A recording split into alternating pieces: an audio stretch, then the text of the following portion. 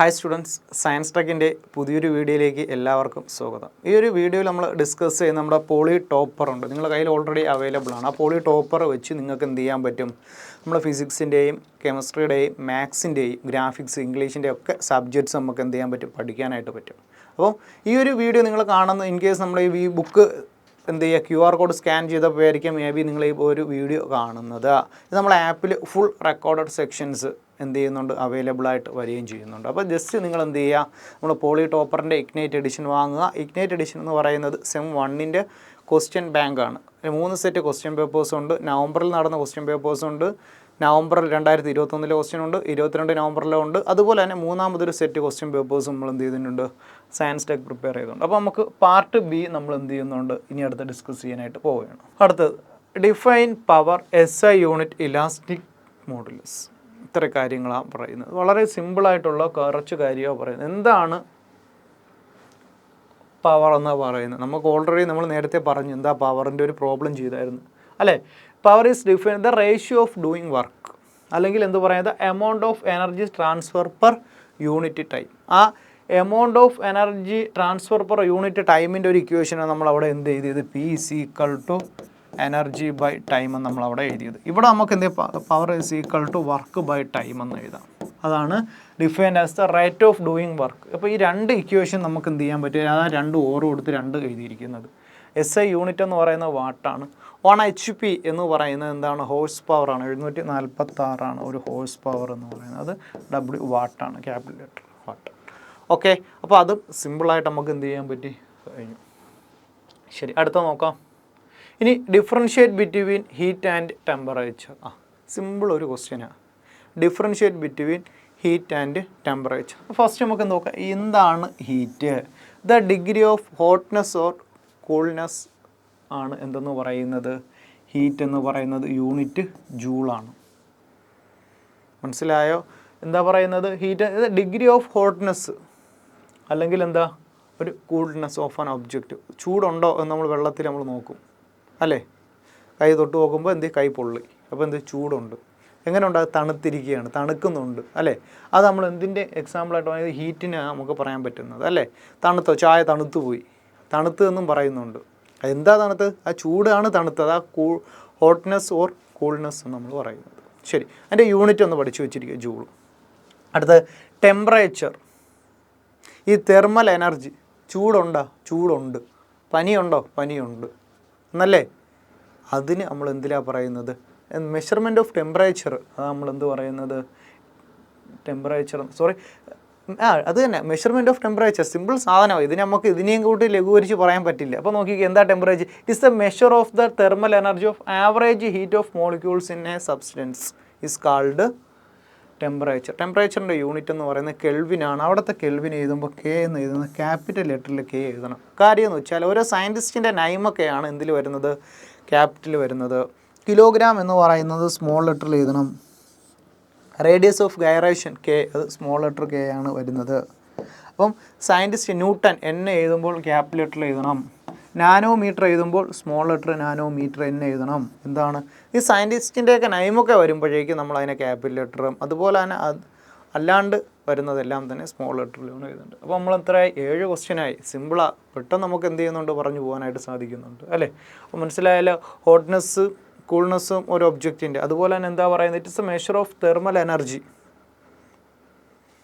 അല്ല or average heat of molecules. ഇതാണ് എന്ത് പറയുന്നത്, ടെമ്പറേച്ചർ എന്ന് പറയുന്നത്. യൂണിറ്റ് നമ്മൾ എന്ത് ചെയ്യുക, പഠിച്ചു വയ്ക്കുക, കെൽവിനാണ്. അടുത്ത question, state Hooke's law and SI unit of elastic modulus. അപ്പോൾ നോക്കിക്കേ, ഹൂക്സ് ലോ. എന്താ ഹൂക്സ് ലോ പറയുന്നത്, stress is directly proportional to strain. അപ്പോൾ സിമ്പിളായിട്ട് നമുക്ക് എന്ത് ചെയ്യാൻ പറയും, stress is directly proportional to strain. അതിനെ നമ്മൾ എന്ത് പറയുന്നത്, ഹൂക്സ് ലോ എന്ന് പറയുന്നത്. അപ്പോൾ stress is directly proportional to strain with the elastic limit. Okay, അതിൻ്റെ യൂണിറ്റ് നോക്കിക്കേ, newton per metre square or pascal. അതാണ് എന്ത് വരുന്നത്, ഹൂക്സ് ലോ വരുന്നത്. ഹൂക്സ് ലോ നമുക്ക് വീണ്ടും എഴുതാൻ പറ്റും. ഈ കോൺസ്റ്റൻറ്റ് സ്ട്രെസ്സിന്, അപ്പോൾ അടുത്ത് 3 മാർക്ക് ആയതുകൊണ്ട് സ്ട്രെസ് ഡയറക്ട്ലി പ്രൊപ്പോർഷണൽ സ്ട്രെയിൻ അതിന് നമ്മൾ എന്ത് ചെയ്യുക, ഈ പ്രൊപ്പോർഷണാലിറ്റി മാറ്റാനായിട്ട് ഒരു കോൺസ്റ്റൻറ്റ് കൊണ്ട് മൾട്ടിപ്ലൈ ചെയ്യുന്നു, ഈക്വൽ ടു സ്ട്രെയിൻ എന്ന് എഴുതുന്നു. അപ്പം കെ ഈക്വൽ ടു എന്ത് ചെയ്താൽ നമുക്ക് സ്ട്രെസ് ബൈ സ്ട്രെയിൻ എന്ന് എഴുതുന്നു. ഈ സ്ട്രെസ് ബൈ സ്ട്രെയിനെയാണ് നമ്മൾ എന്താക്കി പിന്നെ അങ്ങോട്ടേക്ക് പോകുന്നത്, യങ്സ് മോഡുലസ് ആണ് longitudinal stress by longitudinal strain. അതുപോലെ തന്നെ ഷിയറിങ്ങിൽ വരുന്ന സമയത്ത് നമ്മൾ എന്ത് പറയുന്നുണ്ട്, ഷിയറിങ്ങിൽ വോളിയത്തിലേക്ക് വരുമ്പോൾ volume stress by volume strain എന്ന് പറയുന്നുണ്ട്, ടാൻജൻഷ്യൽ എന്നൊക്കെ പറയുന്നുണ്ട്. ശരി, അപ്പോൾ അതിലോട്ട് പോകണില്ല, തൽക്കാലം ഇത്ര പഠിച്ചു. Stress is directly proportional to strain is called Hooke's law. അടുത്തത്, what is capillarity, how it is related to angle of contact. Capillarity, കേശികത്വം എന്ന് നമ്മൾ മലയാളം മീഡിയത്തിൽ പഠിച്ച കുട്ടികളൊക്കെ പഠിച്ചിട്ടുണ്ട്. ക്യാപ്പിലാരിറ്റി എന്ന് പറയുന്നത് ഒരു നാരോ ട്യൂബിനകത്ത് ആ വെള്ളത്തിൻ്റെ ഉയർച്ചയോ ഒരു താഴ്ചയോ നമ്മൾ പറയുന്നതാണ് എന്ത് പറയുന്നത്, ക്യാപ്പിലാരിറ്റി എന്ന് പറയുന്നത്. The rise or fall of liquid in a narrow tube is called capillarity of capillarity action. ഇതൊരു പാത്രമാണെന്ന് കരുതുക അല്ലേ, ഈ പാത്രത്തിനകത്ത് എന്തുണ്ട്, വെള്ളം കിടക്കുകയാണ്. അപ്പോൾ ചിലപ്പോൾ ഒന്ന് ഇങ്ങനെ ഉയർന്നിരിക്കും, അല്ലെങ്കിൽ ഒരു വേറൊരു പാത്രം അവിടെ വെച്ചിട്ടുണ്ട്, അല്ലെങ്കിൽ ആ വെള്ളത്തിൻ്റെ അവിടെ ഇങ്ങനെ താന്നിരിക്കും. റൈസ് ഓർ ഫാൾ എന്ന് പറയുന്നത് ഈ ഒരു കാര്യമാണ് കേട്ടോ. ഇതിനെയാണ് നമ്മൾ rise or fall of capillarity എന്ന് പറയുന്നത്. Capillarity rise the acute angle of contact, capillarity fall obtuse angle of contact. അപ്പോൾ എന്താ, ഉയർച്ചയും താഴ്ചയും എന്നുള്ളത് മാത്രം എന്ത് ചെയ്തിരുന്നാൽ മതി, ഒന്ന് മനസ്സിലാക്കി വെച്ചു. ഇതാണ് ആ ക്യാപ്പിലാരിറ്റി റൈസും ഫാൾ എന്ന് പറയുന്നത്. ശരി, അടുത്ത ക്വസ്റ്റ്യൻ നോക്കാം. The radius of pipe from 6 cm to 4 cm if the velocity at the wider portion is 5 m/s. Calculate the velocity of narrow portion. ഇവിടെ കണ്ടിന്യൂറ്റിയുടെ ഇക്വേഷനുമായി ബന്ധപ്പെട്ട ഒരു പ്രോബ്ലമാണ് വന്നിരിക്കുന്നത്. ഇവിടെ നമുക്ക് എന്ത് ചെയ്യുക പറഞ്ഞിരിക്കുന്നത്, ഈ ഡിജിറ്റ്സുകളെല്ലാം എന്ത് ചെയ്യുക, ഒരു റൗണ്ട് ചെയ്തു, പിന്നെ വീണ്ടും ഒന്ന് വന്നിട്ടുണ്ട്, ഒരു ഡിജിറ്റ് കൂടെ വന്നിട്ടുണ്ട് അല്ലേ. കണ്ടിന്യൂറ്റി ഇക്വേഷൻ എന്ന് പറയുന്നത് A1 V1 is equal to A2 V2 എന്ന് പറയും. ഉദാഹരണം, ഇത് ഈ ഒരു പൈപ്പിൻ്റെ കേസ് ഞാൻ വീട്ടിൽ എന്ത് ചെയ്യുന്നു, ചെടിക്ക് വെള്ളം ഒഴിക്കുക. ഈ ചെടിക്ക് വെള്ളം ഒഴിക്കുന്ന സമയത്ത് എന്ത് ചെയ്യുന്നുണ്ട്, ഇവിടെ നിന്നുകൊണ്ട് അവിടെ ദൂരെയാണ് നിൽക്കുന്നത്. അപ്പോൾ എന്ത് ചെയ്യുന്നുണ്ട്, ആ ഒരു നോസിലിനെ നമ്മൾ എന്ത് ചെയ്യുന്നുണ്ട്, ജസ്റ്റ് എന്ത് ചെയ്യുന്നുണ്ട്, ആ ഒരു സൈഡ് ഏരിയ കുറയ്ക്കുകയാണ്. അപ്പോൾ എന്ത് ചെയ്യുന്നു, ഏരിയ കുറയ്ക്കുന്ന സമയത്ത് കുറച്ചുകൂടി പ്രഷറിൽ എന്ത് ചെയ്യുന്നുണ്ട്, ഇത് വെള്ളം പോവുകയാണ് അല്ലേ. അപ്പോൾ ഞാൻ ദൂരമായിട്ട് ഇത്, അപ്പോൾ അതാണ് ആ ഒരു വ്യത്യാസം പറയുന്നത്. അപ്പോൾ ഒരു നോസിലിൻ്റെ കേസ്, ഒരു ഓസ് എടുത്തു, ഓക്കെ, ഇത് എ ആണ്, ഇവിടെ ഒരു ഏരിയ ഉണ്ട്, ഇവിടെ ഒരു വോളിയം ഉണ്ട്, ഇവിടെ ഒരു ഏരിയ ഉണ്ട്, ഇവിടെ ഒരു ഉണ്ട്, ഇവിടെ A1 എന്നും V1 എന്നും ഇവിടെ A2 എന്നും V2 എന്നും എഴുതി. ശരി, ഇവിടെ നിന്ന് ഇത്രയും വരുന്ന വെള്ളമായിരിക്കും എന്ത് ചെയ്യുന്നത്, ഇവിടെ നിന്ന് തിരിച്ചും പോകുന്നത്. അതാ പറയുന്നത്, അത് കോൺസ്റ്റൻ്റ് ആയിരിക്കും. ശരി, അപ്പോൾ വെലോസിറ്റിയാണ് എന്ത് ചെയ്യുന്നത്, ഡിപ്പെൻഡ് ചെയ്യുന്നത് നമ്മൾ നോക്കാം. അപ്പം ഇവിടെ എന്തുണ്ട്, നമുക്ക് എന്താ കണ്ടുപിടിക്കുക, calculate the velocity of the narrow portion. ഇപ്പോൾ ഇവിടെ ഉള്ള നാരോ പോർഷനകത്തുള്ള V2 നമുക്ക് എന്ത് ചെയ്യണം, കണ്ടുപിടിക്കണം. നമുക്ക് വേണ്ടത് V2നെയാണ്, നാരോ പോർഷനാണ് വേണ്ടത്. അപ്പോൾ ഇവിടെ ഉള്ള അതുപോലെ എഴുതുക, A1 V1 അതുപോലെ എഴുതി, ഡിവൈഡഡ് ബൈ A2 എഴുതി. അപ്പോൾ നോക്ക്, A1 എന്ന് പറയുന്നത് നമുക്കിവിടെ എത്രയാണ് നമുക്ക് തന്നിരിക്കുന്നത്, A1 എന്ന് പറയുന്നത് 6 ആണ് അല്ലേ. അതുപോലെ തന്നെ അടുത്ത എന്താ തന്നിരിക്കുന്നത്,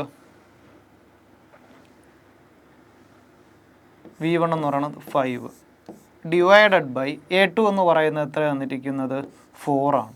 ഇപ്പോൾ നോക്കും നിങ്ങൾ, ഈ ഒരു സ്ക്വയർ ഞാൻ പറഞ്ഞിട്ടില്ലല്ലോ, ഏരിയ എന്ന് പറയുന്ന മീറ്റർ സ്ക്വയർ ആണ് വരുന്നത്. അപ്പോൾ ഇവിടെ എന്ത് ചെയ്തു, 6ൻ്റെ സ്ക്വയർ കൊടുത്തു, ഇവിടെ 4ന് സ്ക്വയർ കൊടുത്തു, 36 × 5 വരുന്നു, ഇവിടെ 16 വരുന്നു. ഉത്തരം 11.25 m/s സ്ക്വയർ വരുന്നു. സോറി, m/s സ്ക്വയർ വരത്തില്ല, m/s ആണ് വരുന്നത്. ഓക്കെ ആണല്ലോ, ഇത്രയും കാര്യമാണുള്ളത്. അപ്പോൾ നമുക്കിവിടെ ഡൗട്ട് വരുന്ന ഒരു പോർഷനേ ഉള്ളൂ. എന്തായിരുന്നു പോർഷൻ എന്ന് പറയാൻ ഡൗട്ട് വരുന്നത്, ഇവിടെ സ്ക്വയർ എന്തുകൊണ്ട് വന്നു, സ്ക്വയർ വന്നതിൻ്റെ കാര്യം ഏരിയ ആയതുകൊണ്ടാണ് അവിടെ സ്ക്വയർ വന്നത്. ഇത്രയും കാര്യമേ ഉള്ളൂ. അപ്പം വെലോസിറ്റി, അപ്പം വൈഡർ പോർഷൻ എന്ന് പറയുന്നത് എന്തായിരുന്നു, 5 ആയിരുന്നു. വ്യത്യാസം വന്നത് എന്തായിരുന്നു, നമുക്ക് വ്യത്യാസം വന്നത് ഇവിടെ ഉള്ളൊരു പോർഷനാണ്. നമുക്ക് എന്ത് ചെയ്യും, വ്യത്യാസം വന്നത് വെലോസിറ്റി എന്ത് ചെയ്തു, കൂടി, നാരോ ആയപ്പോൾ. ഞാൻ നേരത്തെ ഇവിടെ നിന്ന് കുറച്ച് ദൂരത്തേക്ക് എന്ത് ചെയ്യാൻ പറ്റും, നമുക്ക് വെള്ളം എന്ത് ചെയ്യാൻ പറ്റും, കഴിക്കാനായിട്ട് പറ്റും. അപ്പോൾ എന്ത് ചെയ്തു, 10 ക്വസ്റ്റ്യൻസ് നമ്മൾ എന്ത് ചെയ്തു, കംപ്ലീറ്റ് ചെയ്തു. അതിന് നമുക്ക് ഏകദേശം ഒരു 10-20 മിനിറ്റേ എടുത്തുള്ളൂ. അത് 30 മിനിറ്റ് കൊണ്ട് എയും ബിയും പഠിച്ചു. 39 മാർക്ക് നമുക്കായി, പാസ്സായി അല്ലേ. നമ്മളെ എസ് പോർഷൻസിലോട്ടൊന്നും പോവാതെ തന്നെ നമുക്ക് എന്ത് ചെയ്യാം, സിമ്പിളായിട്ട് നമുക്ക് പാസ്സാവാനായിട്ട് പറ്റും. അല്ലേ? അപ്പോൾ വളരെ സിമ്പിളായിട്ട് ഇതിൻ്റെ ബാക്കി ക്ലാസ്സസ് നമ്മുടെ ആപ്പിനകത്തുണ്ട്. സിമ്പിളായിട്ട് ഇപ്പോൾ ഈ പ്രാവശ്യം ചോദിച്ച ക്വസ്റ്റ്യൻസ് മേ ബി ചോദിച്ചില്ലെന്ന് വരാം. ഇതുമായി റിലേറ്റ് ചെയ്തിട്ടുള്ള ക്വസ്റ്റ്യൻസ് നമ്മൾ എന്ത് ചെയ്യുന്നുണ്ട്, ഇതിനകത്ത് കണ്ടിന്യൂസ് ആയിട്ട് നമ്മൾ എന്ത് ചെയ്യുന്നുണ്ട്, അപ്ലോഡ് ചെയ്തിട്ടുണ്ട്. അപ്പോൾ വളരെ സിമ്പിളായിട്ട് കേരളത്തിലെ പോളിടെക്നിക്കിൽ ഇപ്രാവശ്യത്തെ വിജയശതമാനം നമുക്ക് കൂട്ടാൻ പറ്റും സയൻസ് ടെക് ത്രൂ, അല്ലേ? നമ്മുടെ ഈ ഒരു പോളി ടോപ്പർ ഉറപ്പായിട്ട് നിങ്ങൾ ഫ്രണ്ട്സിൻ്റെ അടുത്ത് പറയണം, ഇങ്ങനെ ഒരു പോളി ടോപ്പറിൻ്റെ ബുക്ക് ഇറങ്ങിയിട്ടുണ്ട്, ഈ ഒരു ബുക്ക് വാങ്ങി വർക്കൗട്ട് ചെയ്താൽ മതി. ചിലപ്പോൾ കുറേ അക്ഷരങ്ങൾ ഈ എല്ലാം A1 V1 V2 A2 V2 6 square 5 square ഇതൊക്കെ എങ്ങനെ വന്നു എന്ന് ചിലപ്പോൾ നിങ്ങൾക്ക് ഡൗട്ട് വരും. അതിന് വേണ്ടിയാണ് നമ്മുടെ ഇതിൻ്റെ തന്നെ റെക്കോർഡഡ് സെക്ഷൻ നമ്മുടെ സയൻസ് ടെക്കിൻ്റെ ആപ്പിലുള്ളത്. അപ്പോൾ നിങ്ങൾക്ക് എന്ത് ചെയ്യാം, ക്ലാസ് വൈസ് പർച്ചേസ് ചെയ്യാനായിട്ട് നോക്കുക. ഇൻഡിവിജ്വൽ വാങ്ങുന്നതിനെക്കാട്ടി നല്ലത് ഒരു ഗ്രൂപ്പിന് സബ്സ്ക്രിപ്ഷൻ എടുത്താൽ ആ ഒരു ഫീസ് വളരെ കുറവാണ്. അപ്പോൾ ആ ഒരു രീതിയിൽ എന്ത് ചെയ്യാൻ നോക്കുക, പഠിക്കാനായിട്ട് നോക്കുക. അപ്പോൾ നമ്മൾ ഈ ഒരു ക്ലാസ് A പാർട്ടും B പാർട്ടൊക്കെ നമ്മളിവിടെ വൈൻഡ് അപ്പ് ചെയ്തിട്ടുണ്ട്. അപ്പോൾ നമുക്ക് ബാക്കി ക്ലാസ്സസ് എല്ലാം തന്നെ നമ്മൾ എന്ത് ചെയ്യുന്ന ആപ്പിൽ അവൈലബിൾ ആകുന്നുണ്ട്. അതുപോലെ തന്നെ ഇന്ന് തന്നെ നിങ്ങൾ എന്ത് ചെയ്യുക, ഈ പോളി ടോപ്പർ ബുക്ക് ചെയ്ത് 2-3 ദിവസത്തിന് നിങ്ങളെ വീട്ടിൽ കിട്ടുകയും ചെയ്യും. അപ്പോൾ ഈ ഒരു വീഡിയോ നമ്മളിവിടെ വൈൻഡ് അപ്പ് ചെയ്യുന്നു. വളരെ അടിപൊളിയായിട്ട് എന്ത് ചെയ്യുക, എക്സാം എഴുതുക. ഒരു ബാക്ക് പേപ്പർ പോലും 6 സെമ്മ് വരെ വരില്ല എന്നുള്ള ഒരു ദൃഢപ്രതിജ്ഞ എടുത്തങ്ങ് പഠിച്ചേ. നമ്മുടെ കയ്യിൽ ഫുൾ സെമ്മിൻ്റെയും ക്ലാസ് നമ്മുടെ ആപ്പിൽ അവൈലബിൾ ആണ്. ഇഷ്ടമുള്ള സബ്ജക്റ്റ് അനുസരിച്ച് പർച്ചേസ് ചെയ്യാം. ഒരു കാര്യം, ഈ ഒരു വീഡിയോ നിങ്ങൾക്ക് യൂസ്ഫുൾ ആയിട്ടുണ്ടെങ്കിൽ ഉറപ്പായിട്ട് നിങ്ങളുടെ ഫ്രണ്ട്സിന് ഷെയർ ചെയ്യാൻ മറക്കരുത്. അപ്പോൾ ഈ ഒരു വീഡിയോ നമ്മളിവിടെ വൈൻഡ് അപ്പ് ചെയ്യുന്നുണ്ട്. Thank you.